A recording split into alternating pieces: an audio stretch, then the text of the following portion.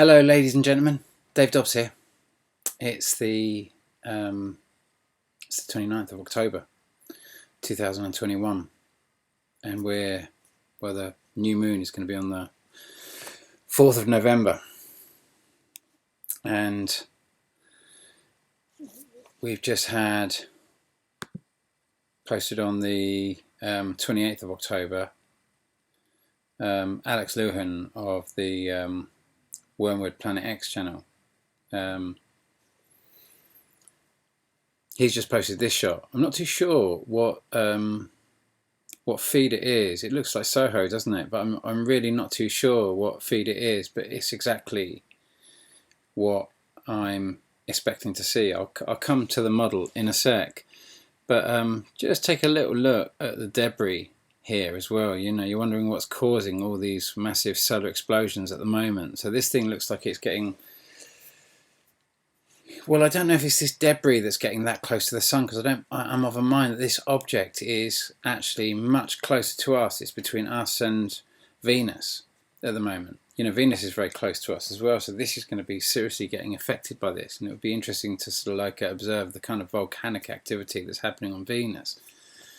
Because, you know, we've seen the Icelandic volcano has died down now, and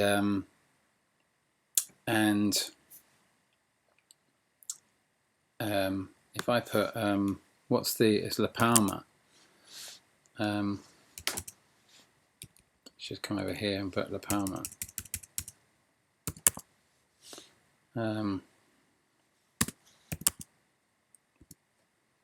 La Palma.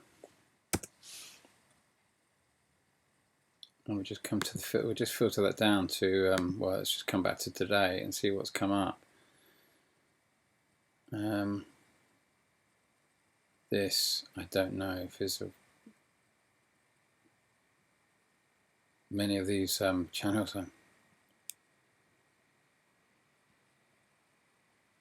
He's Bushcraft Bear is quite an interesting fella. This I know is definitely happening.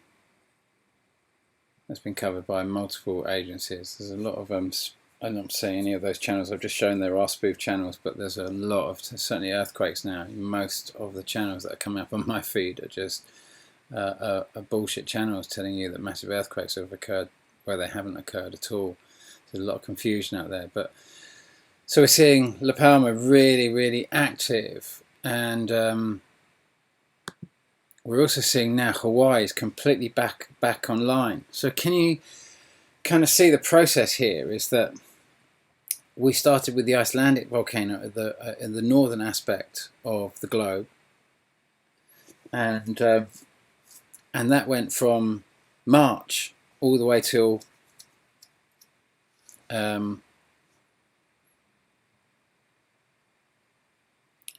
August, I believe. August, September. No, what I'm talking about, it's I think it's been going right up until about August, September, and it started dying down, and then La Palma volcano went off, and then and now Kilauea is going off. It's going. This energy is moving down, but it means that the object itself. If I come over to here, you can see, you see Europa here, coming in here, and Earth is here, Venus is here. This is actually a 2018 model, but it's very fitting because I haven't done this. I haven't, you know, my model takes it up to runs up to August 2021, where the you know, chartering the transit of what would be Hydra. This is Hydra coming back out now after causing the Icelandic volcano to go off from March to August, September.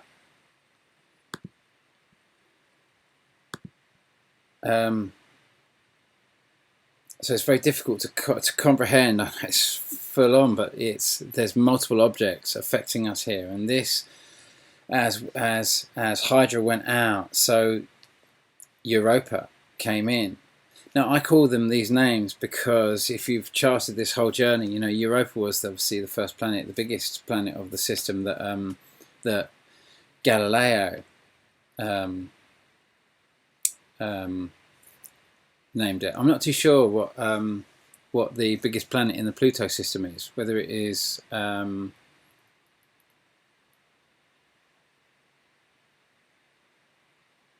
always getting confused between Charon, which might be part of the, but you know, I get very confused by all the different names that every you can imagine. Every 84 years we invent a dwarf planet, and a big blue kind of dwarf planet, and we kind of rename all of these objects, and I often rename them depending on sort of like on which particular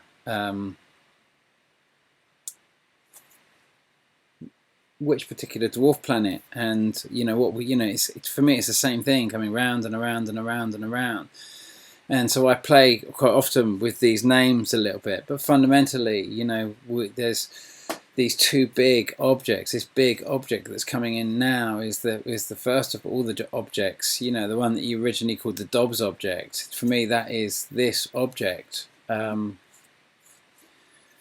know, I call it Europa in this cycle, really, and this was an experimental model, and this model needs massive correction. And only after this specific flyby. See, if I just as in 2018, we had what I'm calling Kerberos and Charon there coming back round. We have that. We're going to experience another flyby in around about February the 27th, because we come to the big earthquake in 2010 on the 27th of February 2010. Which was also coincided with, I believe it was the 26th of February 2010, when the Icelandic volcano, boom, went off. And then on the 27th of February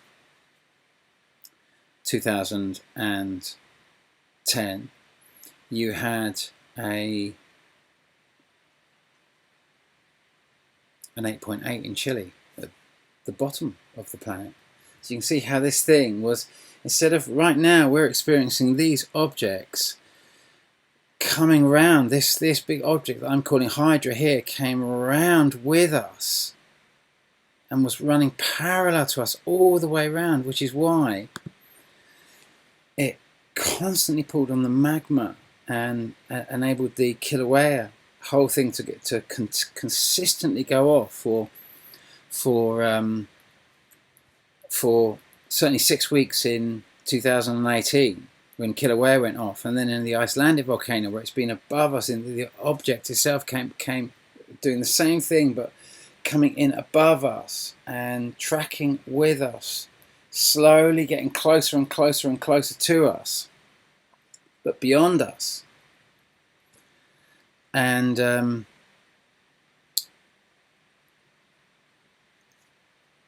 it's not like if we're going this way and this object crosses this way, it's a very quick crossing from north to south in no time at all. But if we're all going together, you can understand it's a constant pulling, and that's kind of what we're experiencing over here now. This object is coming from the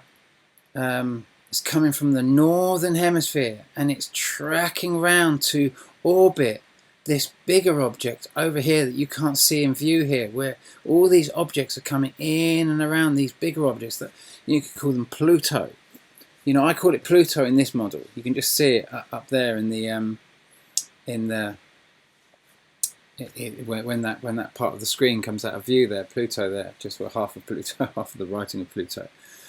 But that's where this object is, and I imagined it was going to come in very much almost on the same ecliptic plane as Earth, and then keep going round, coming from the north certainly, but cross us much more on the ecliptic plane and then cut down.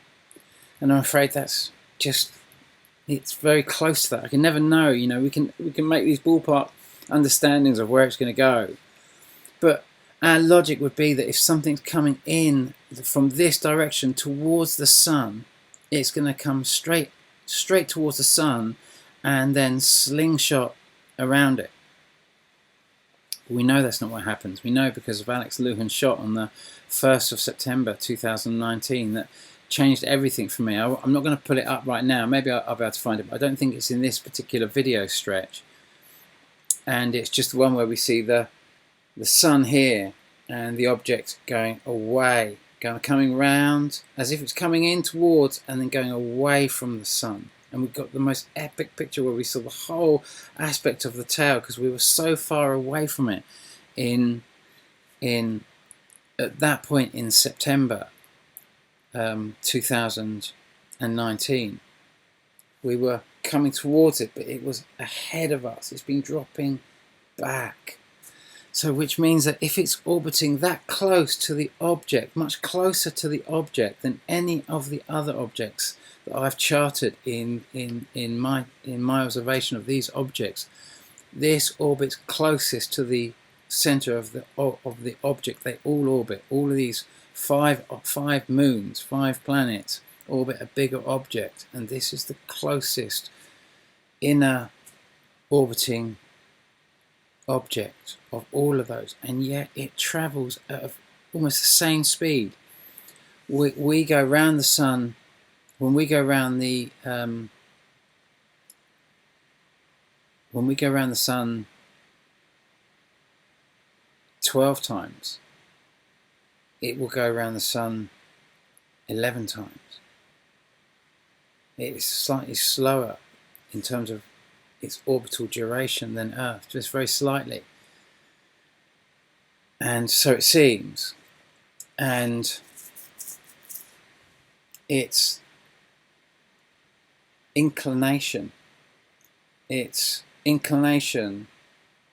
of its orbital plane has been like that compared to Earth's.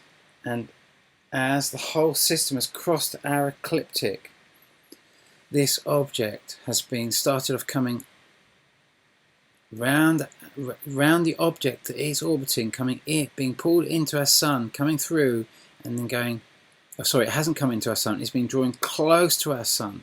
It's kind of an elongated orbit, a perturbation in its orbit that has brought it down towards our sun and then up. And then as the whole system has crossed through the ecliptic plane of, if you like, the planet X system where our sun is actually orbiting, now it's gone below. So these objects are now reconfiguring their orbit. So they're all changing their angles, which means that they've been forced to come through an aspect where they're relatively level to our solar system, which means that two of these objects, the one we've just experienced and the one we've just experienced, you know, from March to kind of August, September, and the one we're experiencing now, are all coming in, except that this object didn't come in quite on the ecliptic plane. It still came in considerably higher in the northern aspect. And that means that if La Palma is still going off and Kilauea is just building up and building up, it means that Kilauea is going to intensify. And it means that this object is still basically in the northern aspect of our solar system. We're not getting earthquakes in Chile yet and all that sort of stuff. This has got to come back round. And this object should go off here, and we should go around, and we should carry on going around there. But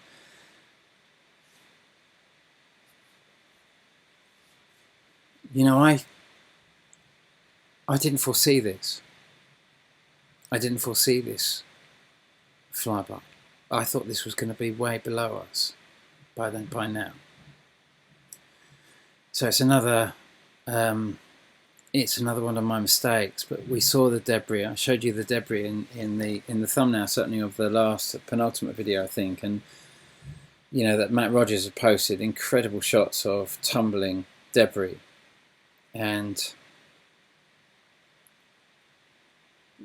it's looking like, you know, I thought that I did honestly think that the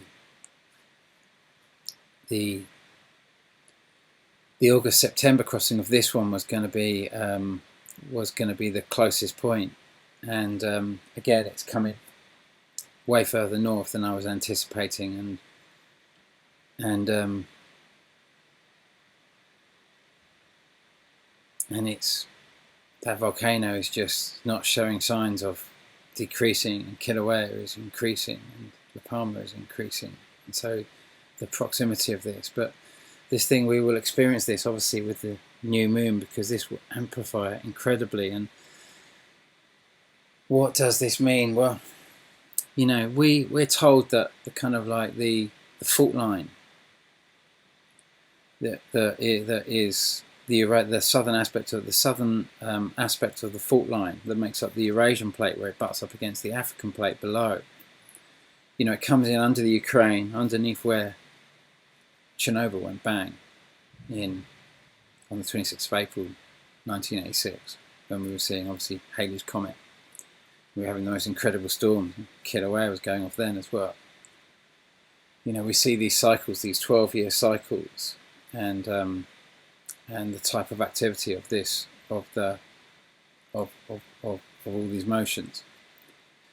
You know, that fault line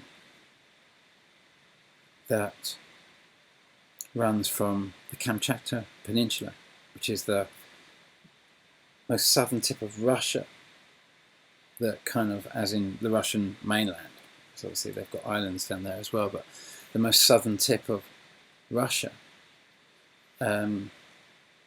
is the Kamchatka Peninsula, and it comes down between sort of Japan and kind of Alaska. It's the northern tip of the Pacific Basin. I'm sorry, I'm not going to pull it up, but it's the most northern tip of the Pacific Basin, and the fault line that runs, the Emperor Hawaiian Seamount Chain, runs all the way down to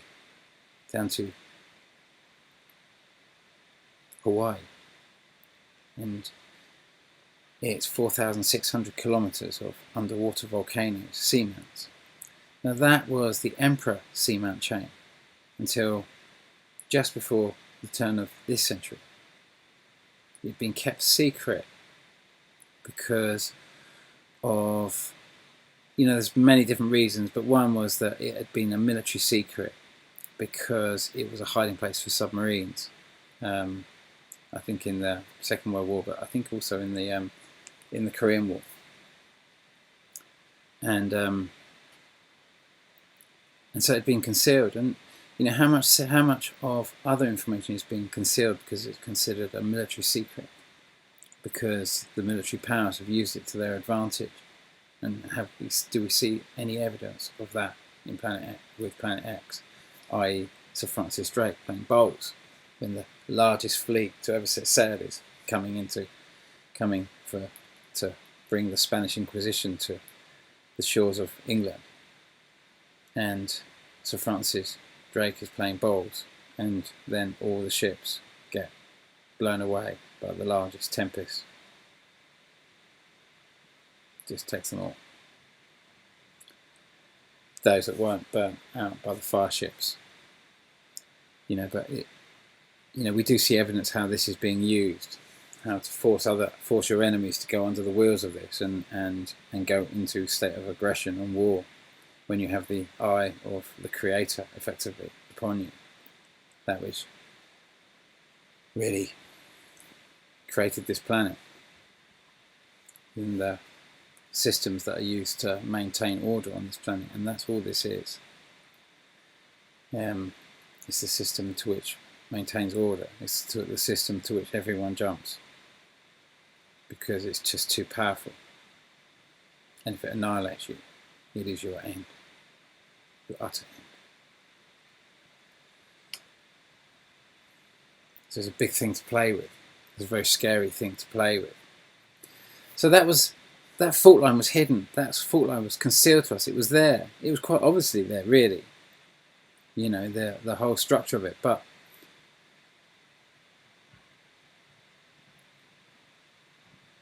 we're told that the fault line that goes out to the mid-Atlantic rift, the fault line that runs north and south within the Atlantic, is a very, very deep fault line, and earthquakes generally don't move across it. They can move up and down it, but they don't really move across it. It's just too deep. But there's a fault line that runs out to it, and that's the Eurasian fault line, and it runs out supposedly above La Palma.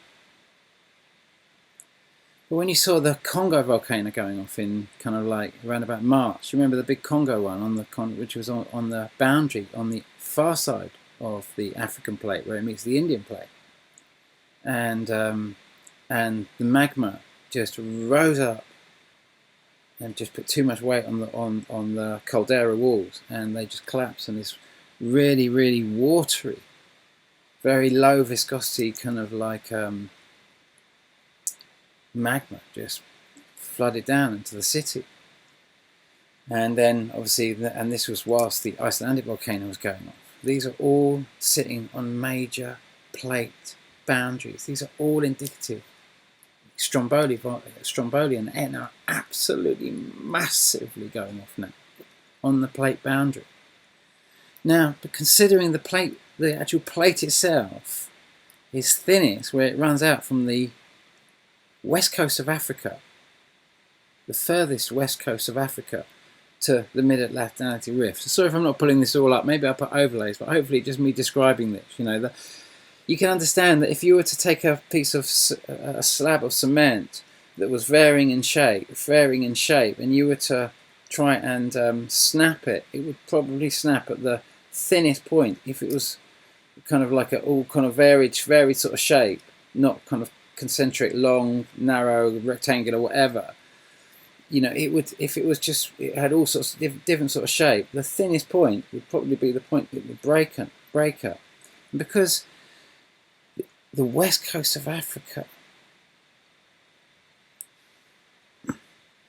going out to the Pacific, going out to the mid-Atlantic rift in the middle of the Atlantic, running north and south, runs from north, runs all the way up, and then goes through Iceland, where this big Icelandic volcano is going. It makes perfect sense. We understand it. There's no one's arguing with this, except that, are we to assume that the fault line is where it is listed exactly on the map, or are we more to assume that it's further south and actually runs through La Palma?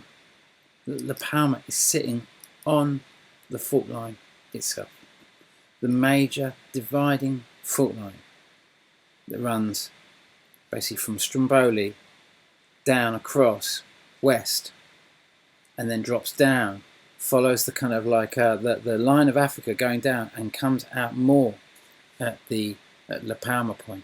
It's much, much more logical for me to imagine that as a scenario. I mean, if anyone had postulated there was a massive fault line joining the kind of like the Emperor, the Kamchatka Peninsula and Hawaii, they would have been considered fools pre-2000, talking nonsense. And yet, the volcanoes, the volcano erupting there, when we're kind of getting something really pulling massively on the magma below the surface, pulling it up, pulling the whole plate up, I'd expect massive volcanoes on those plate boundaries. And if there is a point on that, and that plate moves at that point, you know, these stories of the kind of like of the caldera collapsing, you know, the west face of the caldera of La Palma collapsing and causing a tsunami that takes out America. The worry is that if that is an indication that the fault line is flaring up as this thing gets closer and closer, the risk right now, the real risk right now, if you want to understand what really caused the 10 days to come in and 10 days to go out, it wasn't a tsunami, it was like a crazy tide or something. It was a big shift of a massive body of water. Some reports say it went right up to Cirencester. The flood that occurred, possibly so much bigger, but we've got so much evidence of it in 1606 around Glastonbury and round South Wales, and it's very documented there. It's part of our history there. It's part of Bristol history, certainly. But there's mud flood kind of like tales that run far beyond, right up to Cirencester. That this could have been a much, much bigger incident. Because if that fault line was to go there between Africa and the mid-Atlantic rift, and that land was to rise,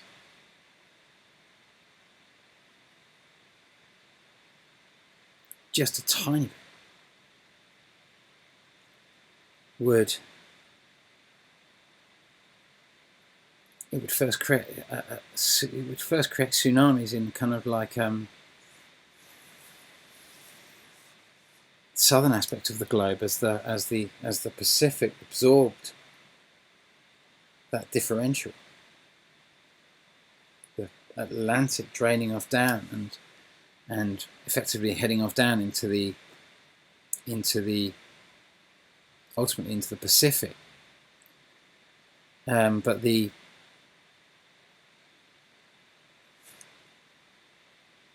there would be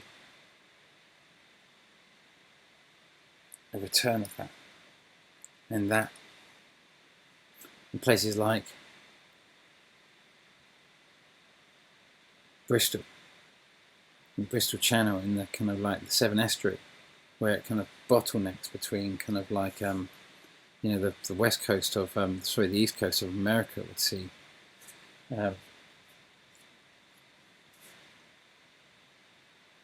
it would be, there'd be certainly in between kind of like between Wales and Somerset, it would be a massive bottleneck. It would be a massive bottleneck. And that's kind of, we know that we are going to see, the problem with this coming full moon is that we have this object between us and the sun, and then we have the moon, and the moon will amplify whatever's there, as we saw on the 28th of September 2018, where we saw the man bareback riding the roof of his house in a liquefaction earthquake, being overtaken by his neighbouring hills, and he's riding the roof of his house into a coming tsunami. These are real situations, guys. This I was hoping was going to be way below us now. But it's not the case. It's leveled out like the other one. It's completely leveled out. It's tracking with us at every point, and it's still in the northern hemisphere. And it's slowly heading down. It's at the worst pace. It just is. There's just no two ways about it. So this is big.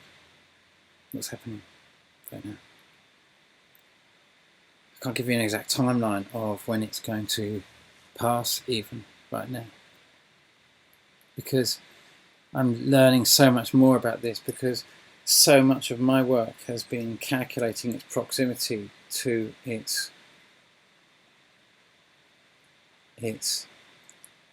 circular orbital rotation, and that's how a big part of how I've been defining our proximity to it. But now we're learning to understand its inclination, which also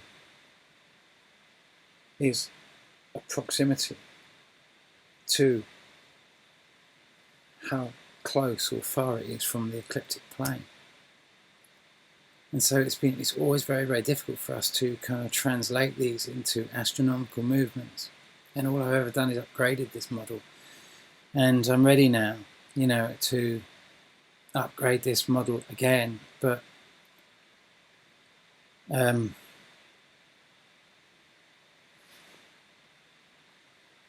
hopefully in this model here, see where Europa has passed us at this point.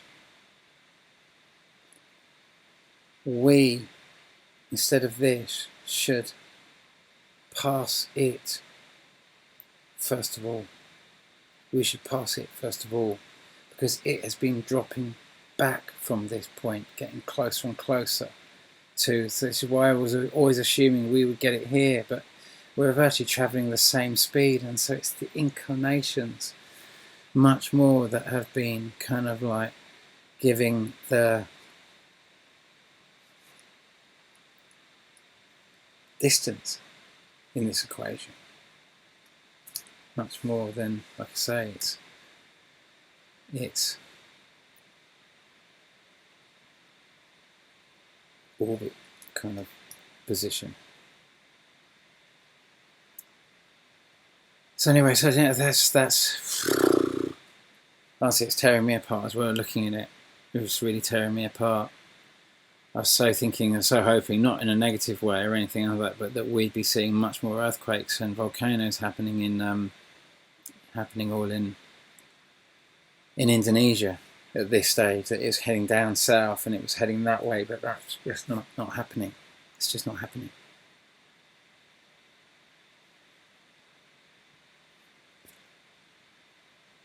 So we're and then so we've got after this, whatever happens here, and whatever the exact point of that crossing is going to be. So difficult to say. It could be late November, it could be, I don't think it is late November, because I've more than understood that that's the big object that came in late November 2016, and is another object. So it's much more likely it's probably going to be around, we're going to get big volcanoes. We're just tracking closer and closer to that now. But we're going to get big volcanoes all the way through this. Kilauea is obviously going to get bigger now. And as this thing starts hopefully moving down and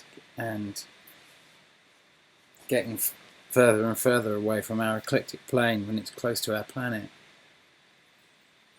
But that's not happening at the moment. So it's difficult to say. The November, like I say, the November 22nd, 2016, kind of like Fukushima, and then the earthquake in Christchurch. Where you saw the whole plate lift up. That was not the same object. This one is much more December-ish. And like I say, I still think, even though this is a much bigger object than I'd originally anticipated, because like I say, it's orbiting so much closer that for it to go so small, it must be big. For it to keep the same duration orbit and not go so much faster, it must be bigger than Charon and Kerberos, which I thought were the bigger ones in the cycle, and it seems that these are actually smaller than Europa. But Europa seems to have a lot more debris. So as you saw in Alex Luhan's shot there. Okay, that's the astronomical aspect out of the way. It doesn't mean that this thing's going to hit us. It's just that we're just chartering it. I think we know that it's going to have an effect.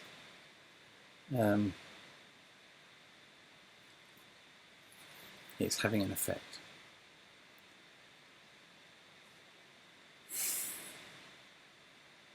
It's certainly having an effect on me right now. It's like I'm pulling my hair out with it. I really am. I can't believe that we can be so close to all of this stuff that's going on, and have all these incredible volcanoes and everything else like that, and the stories we're in, this kind of COVID story that we're in. And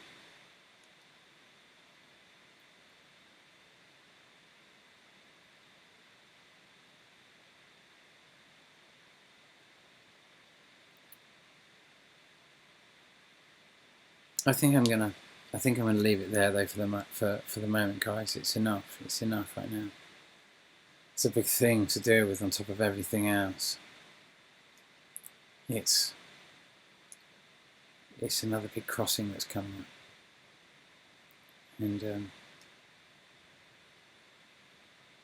sorry I can't make that many videos at the moment. The whole thing's tearing me apart at the moment. You know, my functionality in this is just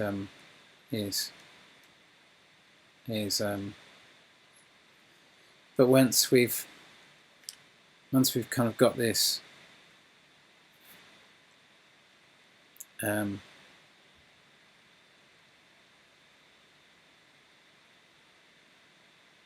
once we've got this down, you know, I can build a new model of this. I'm quite looking forward to that, really, of just putting all the little bits that were incorrect. And there's still one more object. You know, there's 5 objects, and I've charted effectively. Well, I've charted more than, you know, there's of the objects that come close with and enter and come within our, you know, between Mars, Earth, Venus and Mercury, coming within that kind of distance.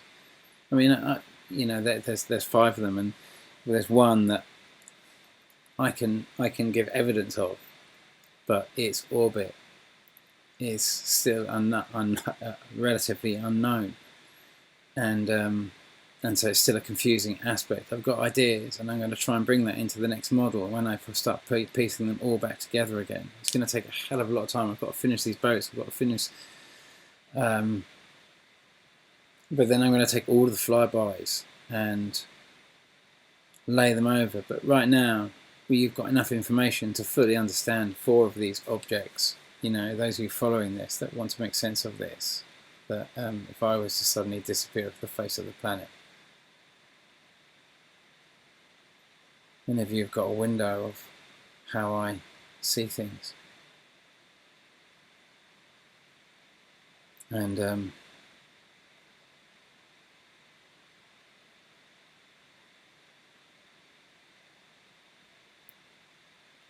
know, I don't know what's going to happen here now. I just don't know what's going to happen.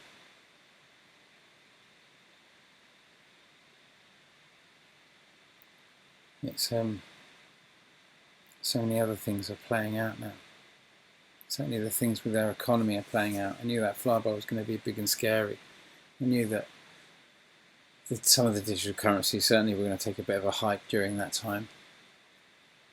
It seems to be dropping down again now, thinking that they're through it almost, and it's just like, sorry guys, that's just not seeming to be the case.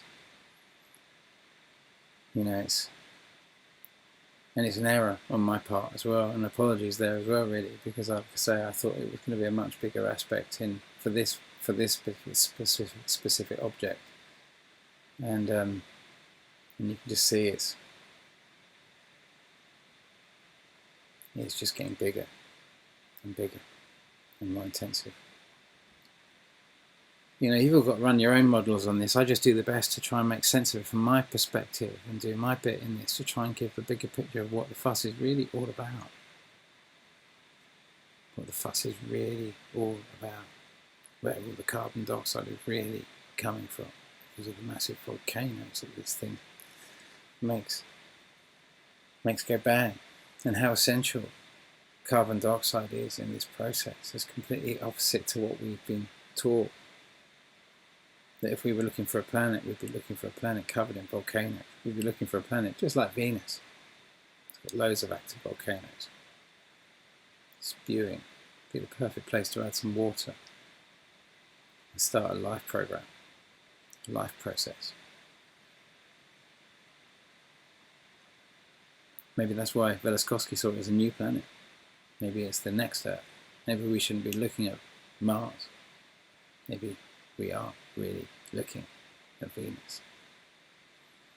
Maybe we think we can just kind of pull the ripcord on this planet when the milk goes sour, and repeat what happened on Mars, and just run off to Venus. See if we can do it all over again. The only problem is it takes a long time, and if you have to die in between those processes before you can be reborn again on a nice new planet, how long would you have to be a ghost for? How long would you have to be a hungry ghost, waiting, wondering why you made those choices?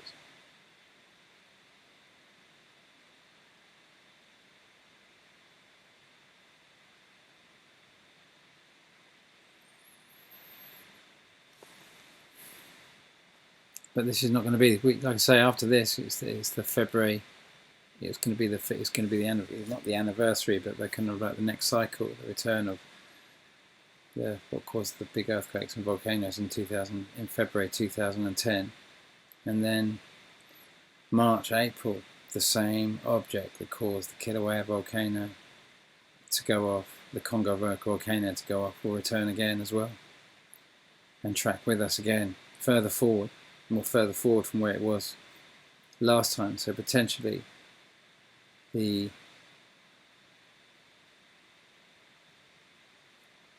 block of most of the activity should be occurring in the latter part of, probably from, instead of starting in March, April, it might start in May, June. It's difficult to say when it's going to start.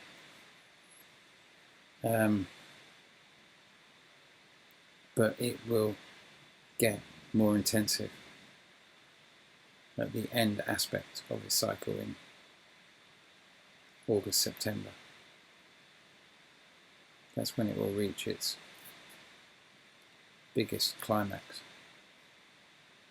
And it will be a slow build-up, just like before. So we've got lots of activity next year. We've got lots of activity coming up now. And certainly we're going to get a massive release of magma on the 4th. Big volcanoes on the 4th and the 3rd. Big releases of magma on the 4th, because that's the new moon. And for some reason, when we're at this aspect of it, that's when we get the biggest alignments with our sun, moon, earth, and whatever other objects are there. So it's going to be a big day. It's going to be a big day. And it's going to be a real surging pull on that plate. And the same is going to be true of the next new moon, the next full moon 2 weeks later, and certainly the next new moon after that. This should be quite a big one, I'm afraid. So we'll see. We'll see. It's just based on what's happened before. All the love in the world. Sorry, it's a bit of a waffle, and take care through this. Like I say, top up and keep your water butts full and that sort of stuff. Most of you are sitting on a little bit of food now and that sort of stuff, and we just keep having to watch this thing going on and doing its thing and trying to do the best we can to try and understand it. But ultimately, it is what it is. And for the best part, we can use this as a means to really understand our place in the universe right now. The system we're really living in, and map it out. Really map it out. So we can truly arrive and be here in our bodies, in this space. Not just have to believe that we are here, because we are not aligned with the true story of who and what and where we are. So we can only be here in a state of belief, in a state of desperate belief. And this is all about arrival now. Arrival of who you truly are within this. It's about triangulating what you are and what you're not. Where you are and where you are not. And this is going to be an intense experience. It's an intense moon. It's an intense moon. Forget the type of moon that you're normally used to. This is bam. This is an intense new moon. This is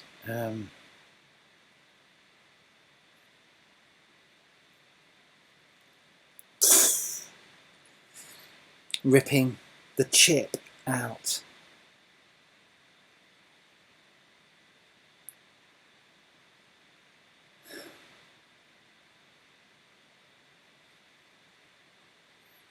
That's what this is going to feel like, this moon, if it doesn't already. Ripping the chip out. It's going to be painful.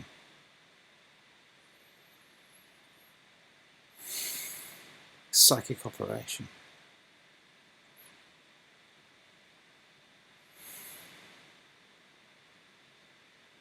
Or not.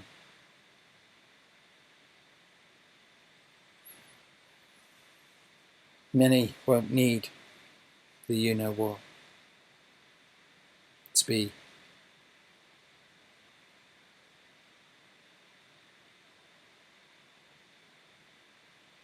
become their ego and nothing else but their ego.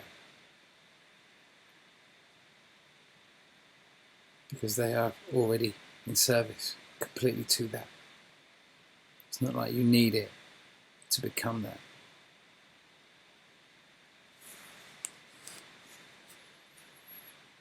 It's just, it doesn't guarantee that, because if your soul is bound to your base by a higher body, then it is bound to your base by a higher body, and all the narratives in the world pummeling into you, however they get in. If you're bound to your base, and many of you have been bound to your base because you have work to do here after this. Important work. You know, the days, this is the age of the wise man and the fool is going to come back to this planet now. For a while, there's not going to be a duality anymore after this. You're going to be who you're going to be. It's going to be one or the other. And different forces want to push their agenda one way or another. And they want, different genders want you to embody different souls. They want the right to choose that. They feel that is their right to choose that because of choices they believe we have made. Democratic choices they believe we have made. They suggest or that we have made because of our choices in these free trade deals. But, you know, ultimately, the Earth will be at singularity at the end of this process, no matter how this goes out. That's the fundamental message. And I just want to bring that back to that and just remind you to keep. If you're going through intense times at the moment,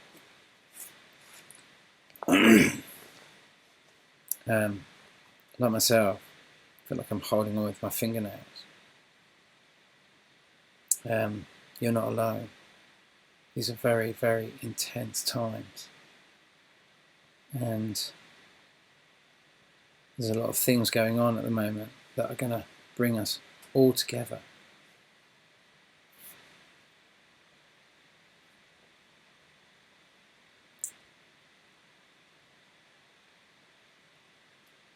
And we've got trust in that as well. But there's this whole process of humanity going into a singularity and either becoming its highest aspect or its ego. Neither is evil, neither is bad. They're just different souls at different stages in their evolution. And all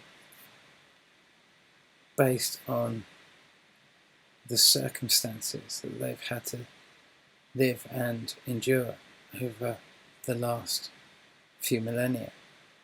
And the impact of the big story that's played out that it's had on all of these beings, so they can all experience their choices. And that's what's happened here on Earth, is that a whole lot of choices were made a long time ago, and those choices have been experienced.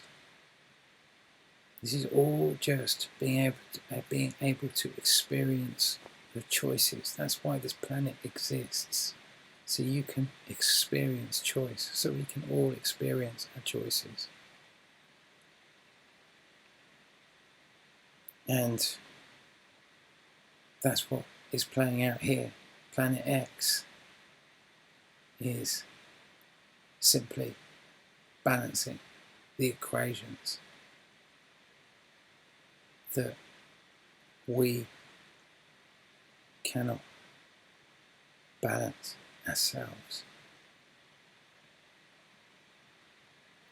because we haven't, in certain circumstances, chosen to do that. As the Calvin Bible says,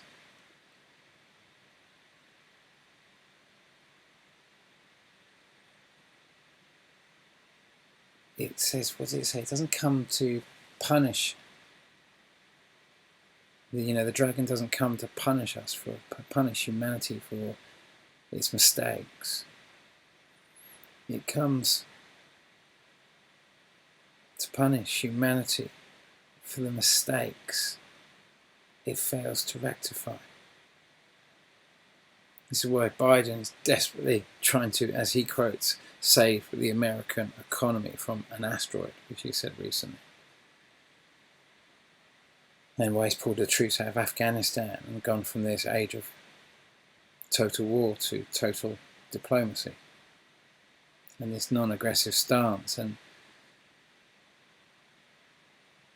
it's, out of all the negative things I've heard about him, and certainly his vaccine mandates, which are just like, there is, to me, the Afghanistan story, even though it's peculiar that they let them have they left all the weapons behind. Like, it's a confused story, but there is an aspect of the story, obviously, that America could consider going from a state of total war to total diplomacy. To me, it's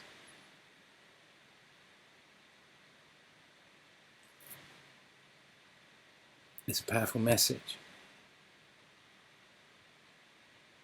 Do I believe it?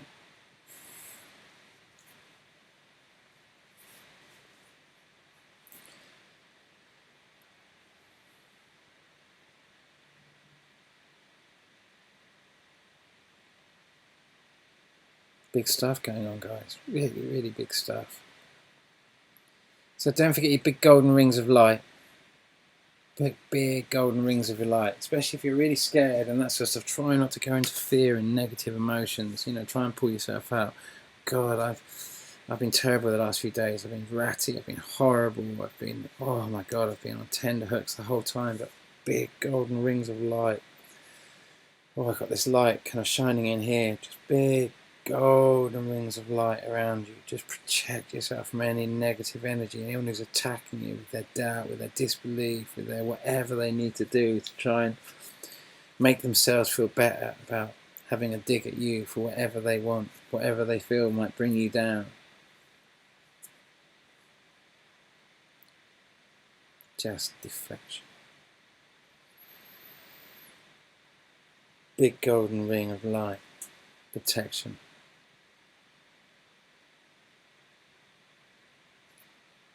Got to be strong now. Got to be really strong. Take a stand now. It's that time now. Think of the samurai sword being smashed on the anvil of life. Plunged into the furnace and refired and then folded and smashed on this massive anvil. This earth, this planet, this anvil of life that forges these blades of steel. That's what it's here for. It's here to forge blades of steel. The earth is a massive anvil. And the sword has to be strong. It has to be smashed into shape, believe it or not. Worked and mastered. Or it will snap. Snap in the greatest battle.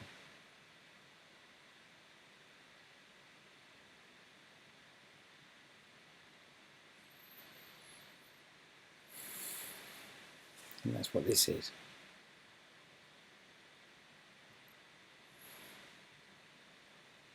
You're taking a necessary part, even just if you're just watching this video and you're just getting an idea in my narrative of what I'm dealing with, just making these videos and looking at this. trying to keep this data come together, trying to keep it together, try to work it, try to find ways to make all of these sightings work, to see the bigger picture of what it offers us, the window that we can see. When we bring all this data together and we use a little bit of technology and animations to try and work on this data and to start, so we can project our thoughts into these orbits and cycles and start putting out a bigger picture of our place in this big grand universe, not in these stupid little stories of belief.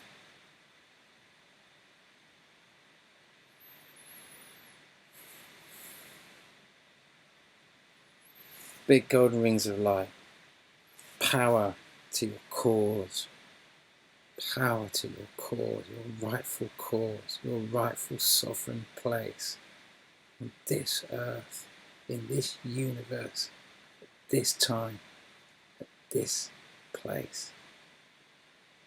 Power to your cause.